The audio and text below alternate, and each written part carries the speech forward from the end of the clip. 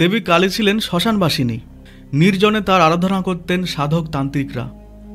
কালে কালে কৃষ্ণনন্দ আগামবাগীশ, রামপ্রসাদ সেনরা তাকে বাঙালির ঘরের দেবী করে তুলেছেন। শিব ছাড়া যেমন দেবীকে ভাবা যায় না, তেমনি দেবীর পদতলে শিবার উপস্থিতিও উজ্জ্বল। কিন্তু শিবার সঙ্গে দেবীর কি সম্পর্ক? আদপে শিবা কে? শ্রী শ্রী চণ্ডীতে রয়েছে, দেবী চণ্ডী যখন আবির্ভূতা হচ্ছেন তখন দেখা যাচ্ছে তিনি শিবা পরিবেষ্টিত হয়ে আছেন। শ্রী শ্রী চণ্ডীতে শিবজয়া হয়ে উঠেছেন শিবাদূতী। শিবা কি তাহলে শিবের অনুচর? বলা হচ্ছে, তত দেবী শরীরাত্তু বিনিষ্ক্রান্তাতি ভীষণা চণ্ডিকা শক্তিরাত্তুগ্রা শিবা শত নিনাদিনী। অর্থাৎ দেবীর শরীর থেকে শত শ্রীগালের ন্যায় গর্জন সৃষ্টিকারী চণ্ডিকা শক্তি আবির্ভূত হলেন। কালীর সঙ্গে শ্রীগাল জড়িয়ে গেল কি হিসাবে?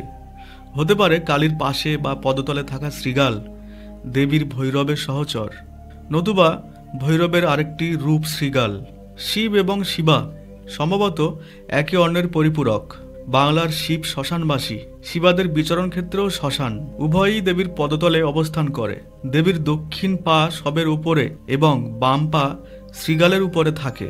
নিক্ষিপ দক্ষিণ পাদং সন্তিষ্টৎ কুনকোপরি বাম পদাং শ্রীগালস্য পৃষ্ঠে ফেরুষ হইতে বৃত্তম। রাঢ় বাংলার বহু কালী মন্দিরে পুজোর পর গভীর রাতে শিবা ভোগ দেওয়া হয়।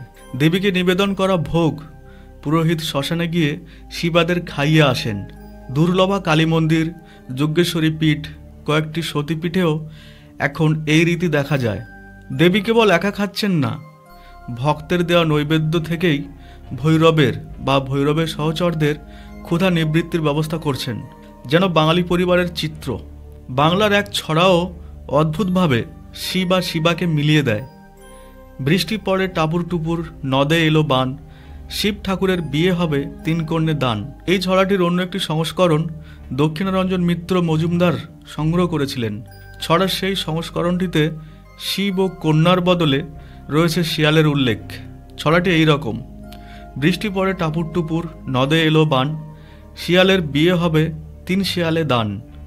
1 শিয়ালে রাধেন বাড়েন, 1 শিয়ালে খান, আরেক শিয়াল গোঁসা করে বাপের বাড়ি যান। ওপার বাংলাতেও এই ছড়ার আরেকটি সংস্করণে শিবের বদলে শিয়ালকে পাওয়া যায়। চট্টগ্রামের সংস্করণটি হল: 1 শিয়ালি রান্ধে বাড়ে, 2 শিয়ালি খায়, ঠাকুর বেটা জগন্নাথ ঘোড়াতে চড়ি যায়। 2 বাংলার লোকজ ছড়ায় এভাবেই শিব ও শিবা মিলেমিশে এক হয়ে গিয়েছেন। দেবী কালী মৃত্যুর দেবী। মৃত্যুতেই শেষ হয় যুগ, অর্থাৎ কাল। কালকে জয় করেই দেবী কালী হয়েছেন। অন্যদিকে শিব স্বয়ং মহাকাল। তিনি শ্মশানে থাকেন। তার ইচ্ছেতেই জীবের বিনাশ হয়, অর্থাৎ প্রাণ যায়। শিবার আবাসভূমিও শ্মশান। শ্মশানেই মৃত্যুর পর দেহ বিলীন হয়।